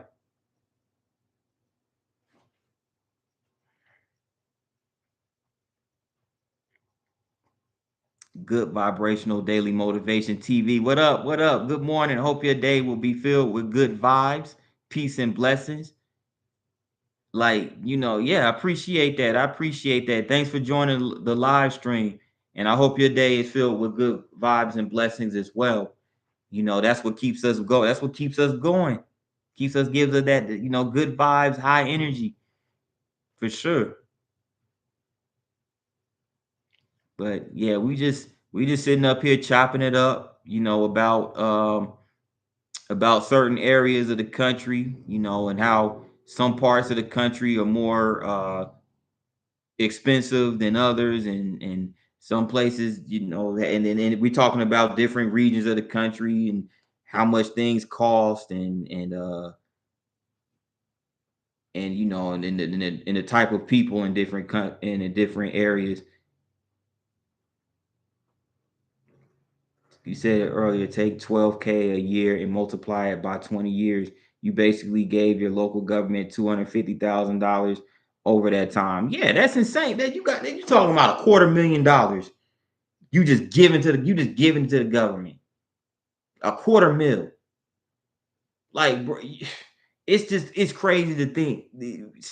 It's crazy to think about that, man. Like, that money you could be putting towards so much more. Like, it's just, man, bro. I said I lived in California. I lived in California for was it 5 years? Yeah, 5 years. I lived in California for 5 years. No, it was 4 years.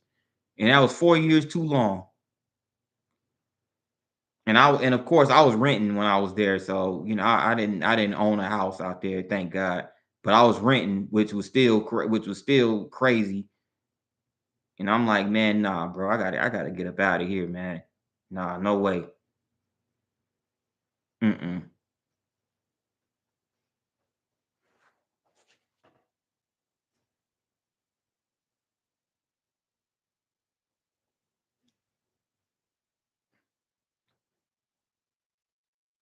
My property taxes are $300 a year. Dang, that's it. Wow,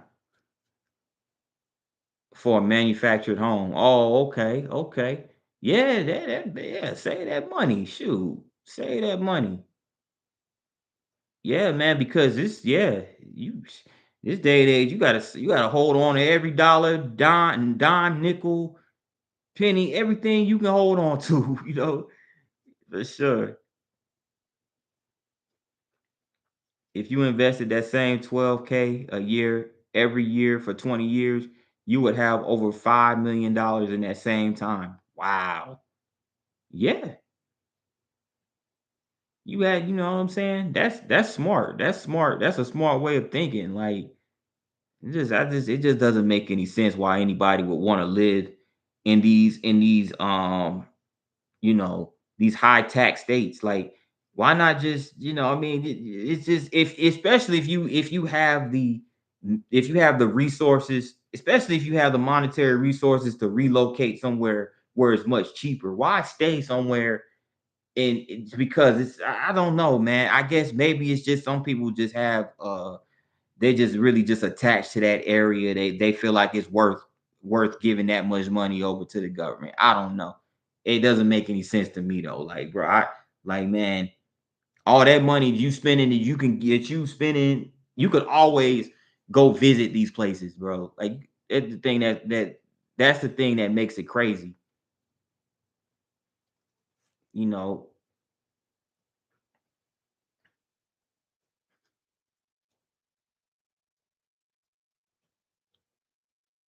Oh, okay, you in Arizona. Okay, Arizona, yeah. Yeah, Arizona's is a pretty nice state. It's been a while since I've been to Arizona.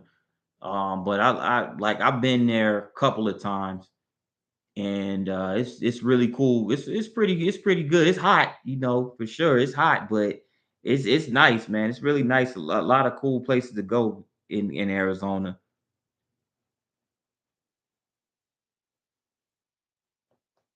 Those those high tax states are not that much nicer than here. I want to keep right. I want to keep my money. Yeah, yeah. It's not that much nice. Like man, we down south. We got a whole bunch of nice places to go visit that don't cost a lot of money to go visit. Like we got cheap. It's it's cheaper to get there, and it is you don't have to drive a million miles to get there, and you can still have your money and not you can still have fun and not spend a ton of money. Like it,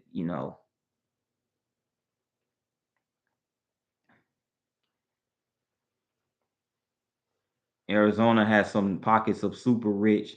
Scottsdale and Flagstaff. Oh wow, yeah, I heard Scottsdale. I heard Scottsdale be having a lot of wealthy people live there.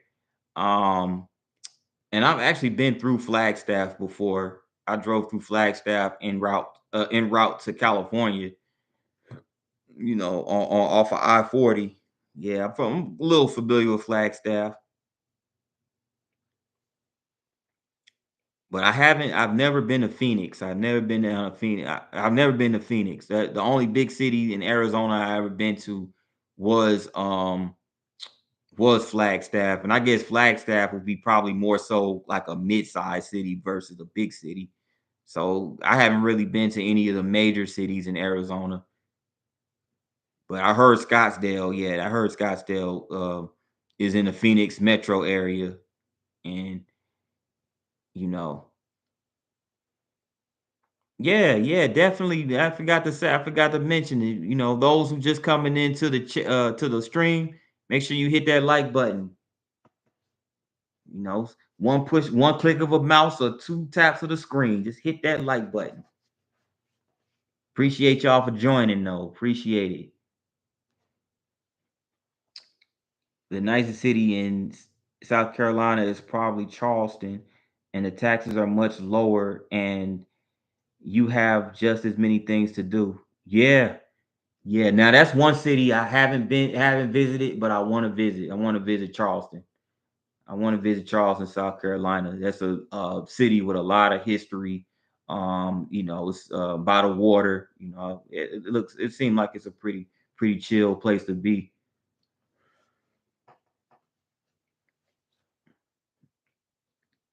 Yes, I live 25 minutes from Scottsdale. Okay, so you out there in the Phoenix, you out there in the Phoenix metro area.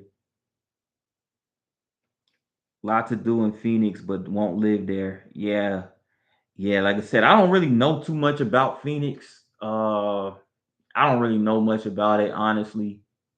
It's one of those big cities I have never visited. All I know is it's in Arizona. It's extremely hot. They call it the Valley of the Sun. Yeah, that's the only thing I really know about it. But yeah, like how is Phoenix though? Like how is it like from a I guess from a I guess from a like overall standpoint.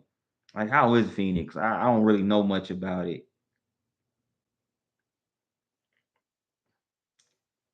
Phoenix is the opposite of Scottsdale. It's a major city with a lot of crime and issues. Yeah. Yep, I figured that much. It probably has some good qualities. I just don't know any. Yeah.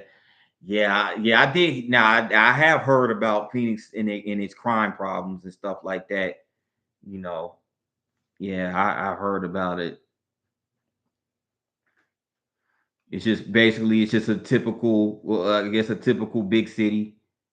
Um, I have I will say I did have a layover at Sky Harbor Airport one time in Phoenix. That was like a few years back. I did had like about an hour or 2 hour layover in Sky Harbor, but I've never actually been to the city itself.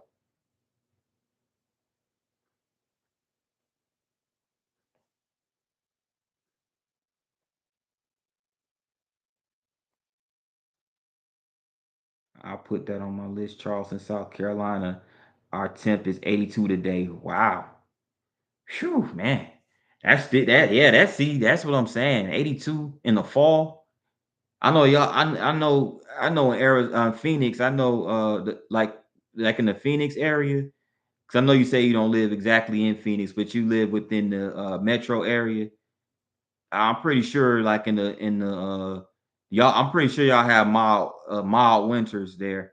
I'm pretty sure. Like I just don't see Arizona like having like really like brutally cold winters.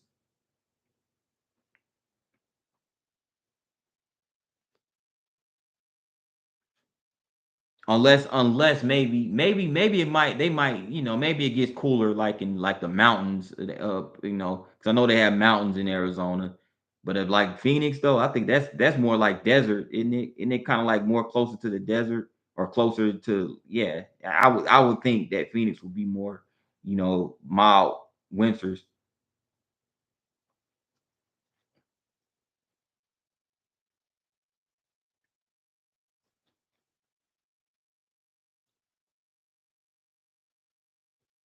Arizona's cost of living is much higher than that of its neighbor, New Mexico. New Mexico is the poorest southwestern state. Dang. Yeah, I could see that too. I could see that because yeah, you could tell like I could just tell by the vibes in New Mexico when I went through there that it was pretty poor. A lot of the areas were not really developed. They had very a lot of undeveloped areas. It was, yeah, you could definitely tell.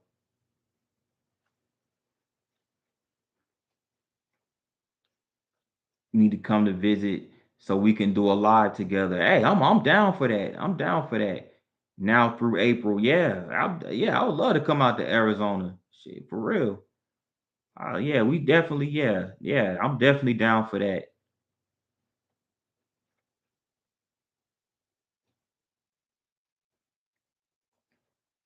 Like I said, I've never been to the Phoenix metro area. Well, again, aside from having that layover at Sky Harbor when I caught a flight from I was catching a flight from, where was I catching a flight from? I think I caught a flight from Virginia. I think yeah, I caught a flight from Virginia to San Jose, California, and I had a layover in Phoenix, Sky Harbor, but that don't really count. Like that's just the airport. I haven't actually been to the Phoenix area. Like, you know,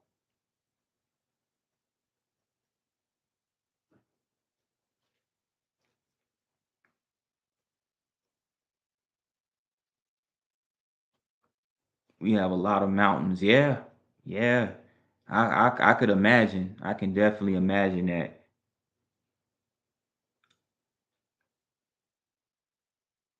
My favorite part of Arizona is Flagstaff because it's in the mountains. It's cooler temperatures, make it a good destination. Yeah, yeah, most definitely. Yeah. Yeah, that's matter of fact, that's where I drove through, I did drive through Flagstaff. And I noticed, yeah, I did notice that they did have some mountains. I went through, was Flagstaff, uh what else did I go through? Because it was me and my mom. It was me and my mom. This was back in like 2015. Me and my mom, we was driving. We was on our way to California, and we rode through Flagstaff, but we end up spending the night at some hotel in some really remote town. I can't even remember the name of it. It was right off of Highway 40, I-40, and it was like I can't even remember the name of that town. But it used to be part of Route 66. It was one of those towns, and that's where we stayed that night. And I can't even think of the name of it. But yeah,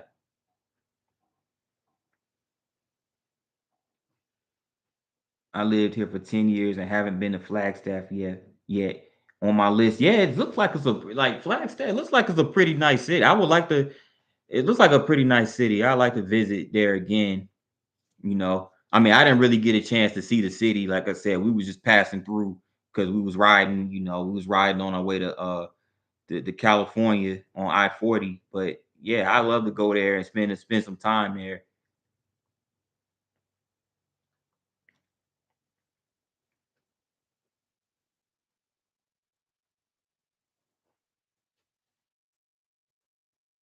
What about Sedona? I heard about Sedona. Heard about Sedona. Sedona is I heard some really nice things about that. I'd love to go check that out as well. You know, that I mean that'll make for some but that'll make for some really good content right there.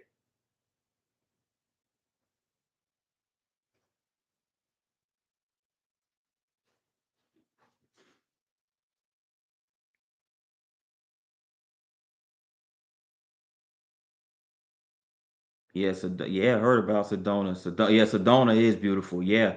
I've seen Sedona like I've seen Sedona like in brochures and magazines like yeah, and I was like, man, that joint look real nice. I would not mind going out there and you know, vibing. That will make for some real good content right there for sure.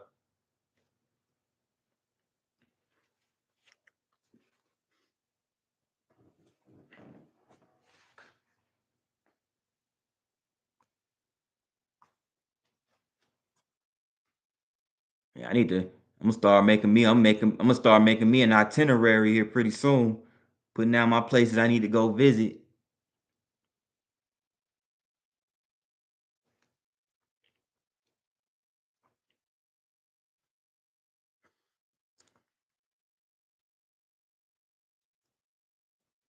So, what's your plans today? Just basically just relaxing, just chilling. I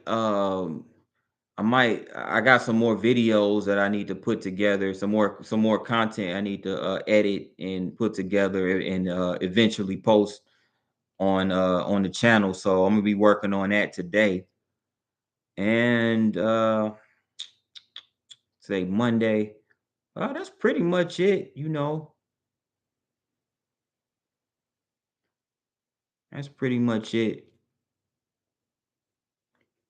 I gotta bounce P9. Have a great day and thanks for the awesome convo. As always, thank you, Kenneth. Thank you, bro. Thanks for tapping in this morning. It was a really good conversation, man. As always,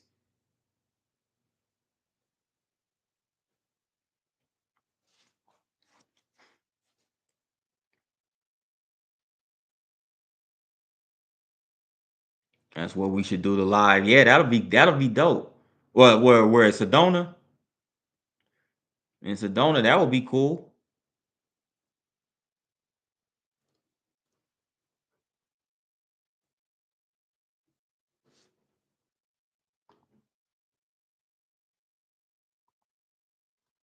Yeah, Sedona sounds really cool.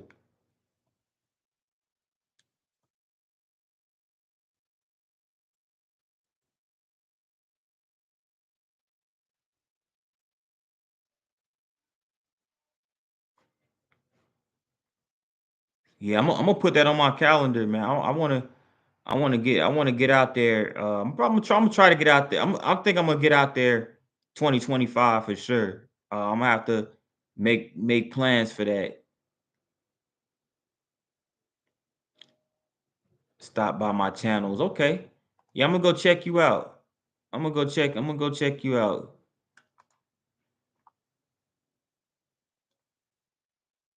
I'm gonna go check out your content.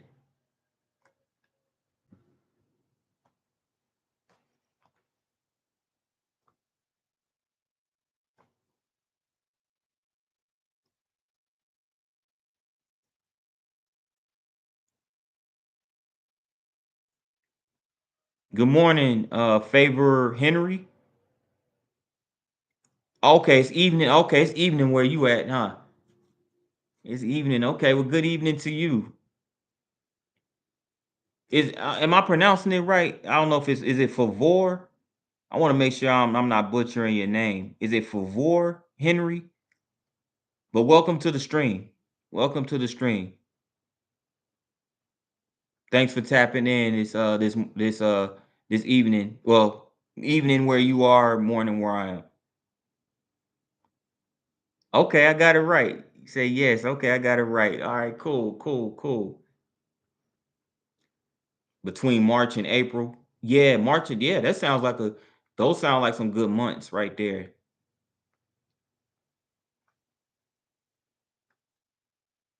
Yeah, for sure.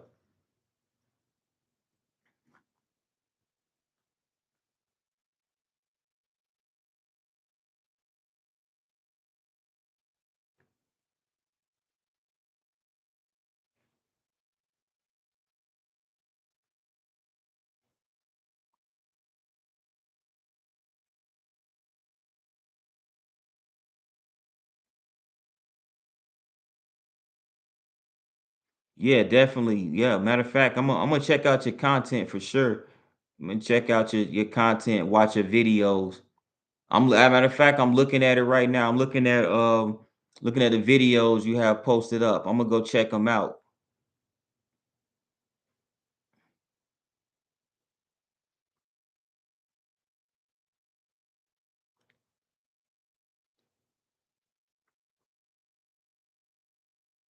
But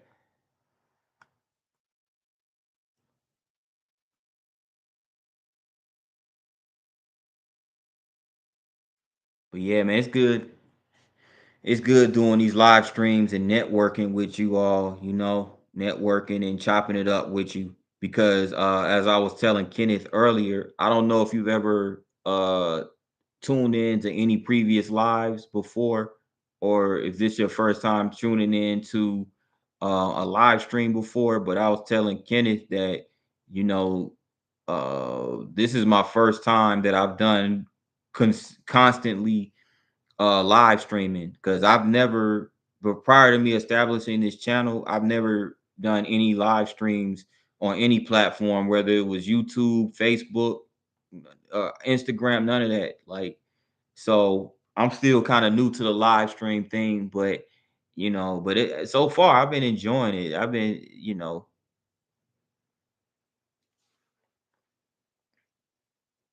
it feels really good to chop it up and network with people coming through and checking out the live stream. So much appreciated.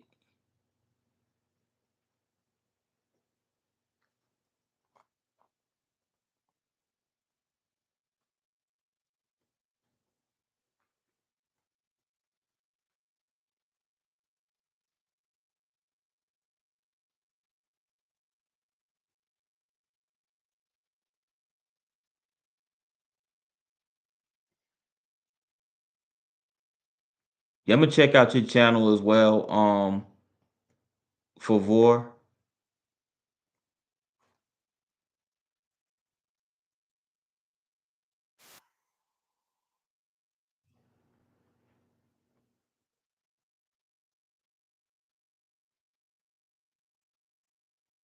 So Favor, is this your first time? This your first time coming to my channel, or have you been to the channel before?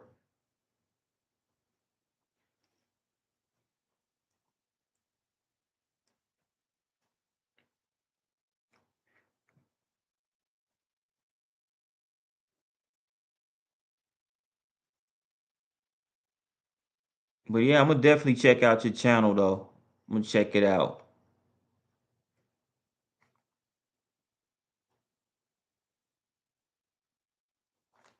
Yeah, yeah. I definitely like somebody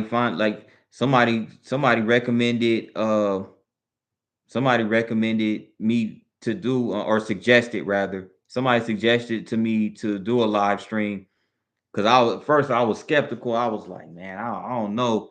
I don't know this live stream. I'm a little nervous, but once I got the doing it and once I got my feet wet with it, I became more and more comfortable. Like, especially after I got like the first like 2 or 3 live streams under my belt, I became more comfortable.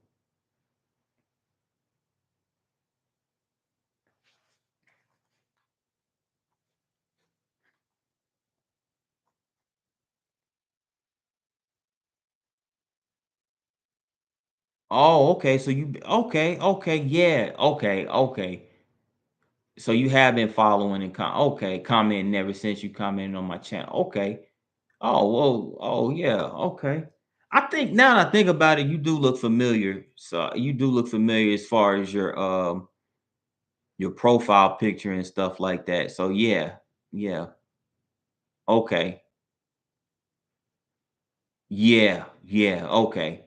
I remember now. I've seen you comment on one of my videos.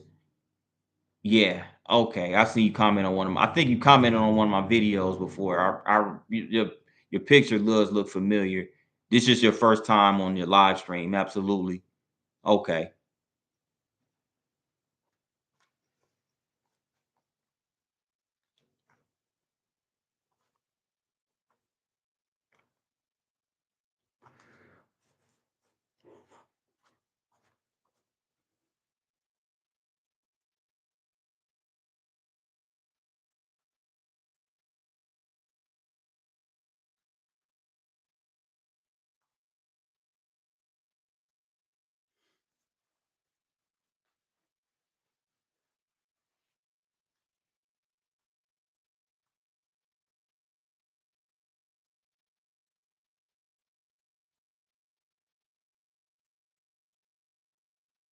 But I appreciate the support. And I appreciate y'all for supporting the channel and supporting the channel and chat and tapping into the live.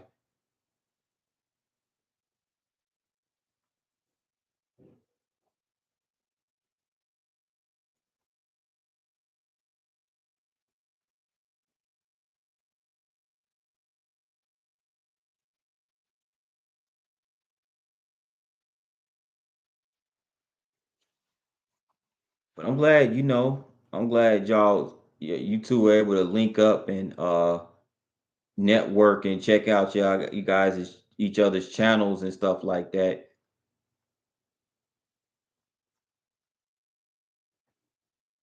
It's always good to have to show support to one another.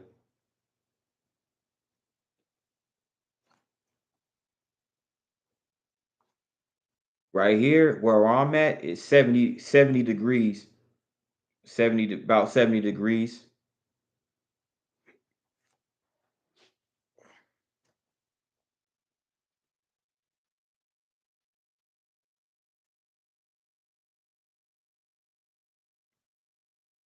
But it's kind of, well, the sun is just starting to come out because when I not long after I got home, it was still pretty chilly outside.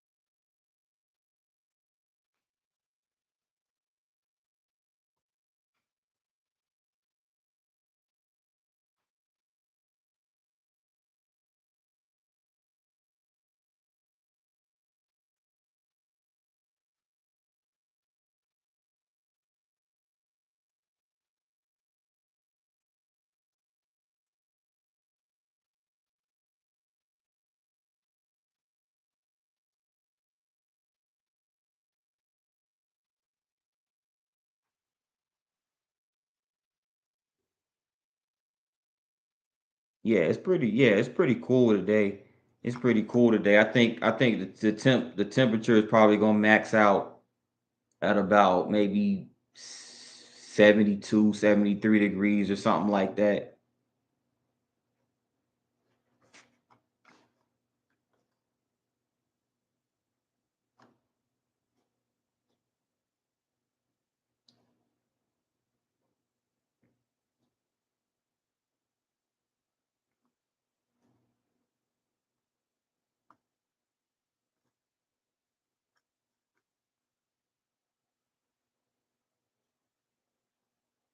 Let me see.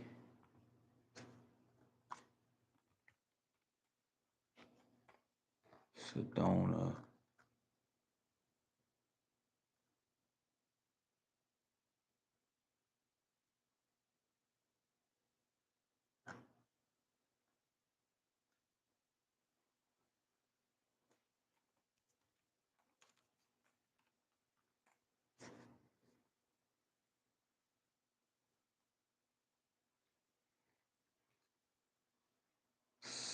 So I take it that Sky Harbor is the closest airport to Sedona, Sky Harbor in Phoenix.